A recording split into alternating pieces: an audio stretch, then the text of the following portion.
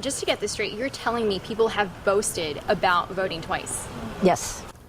All new tonight, concerns of double voting. Today marks the first day of early voting, but how many people will be casting their vote more than once? With Southwest Florida being a hot spot for seasonal residents, it's raising the question, do snowbirds have the ability to commit voter fraud by voting early in one state and then voting in another one? Now, some people say it's a problem locally and could possibly affect the general election. 4 in your corner, Stephanie Tinoco live in Fort Myers tonight. She's working to get answers from the supervisor of elections. Steph?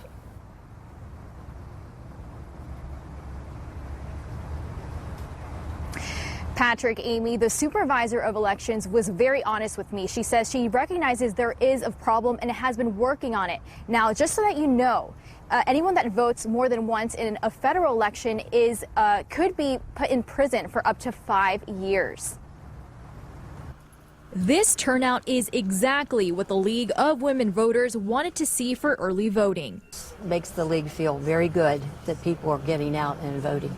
Just to give you an idea, there are more than 400,000 registered voters in Lee County. Close to 44% are registered Republican, about 28% Democrat, Snowbirds included. We're from Chicago. But how many of those registered voters may be voting twice in this upcoming election?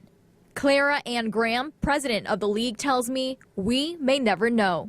I have had discussions with some snowbirds who say very proudly that they voted up north and then they came down and voted down here. Now, to what degree this is happening, I have no idea. So I asked the Lee County Supervisor of Elections, Sharon Harrington. Is there any way to make sure they're not voting where they live and then voting down here? Well, actually, that is an issue.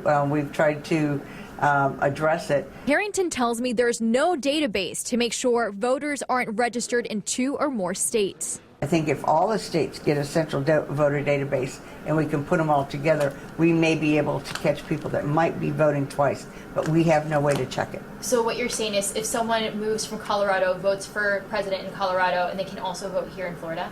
If they have Lee County, if they're declaring their Lee County here, their legal residence, we'd have to give them a ballot, but they could also be declaring Colorado their legal residence because we have no way to check it. So they could be voting for a president twice? Possibly.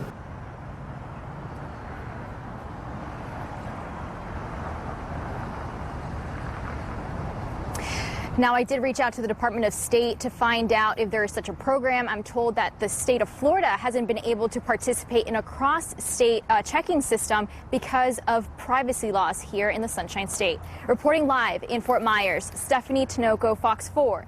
In your corner. All right, thank you, Stephanie. And we do want to hear from you on this issue. Should more be done to prevent travelers and snowbirds from voting illegally here in Southwest Florida? Call or text us with your thoughts. It's 206 Fox 4, or you can always email us news@fox4now.com.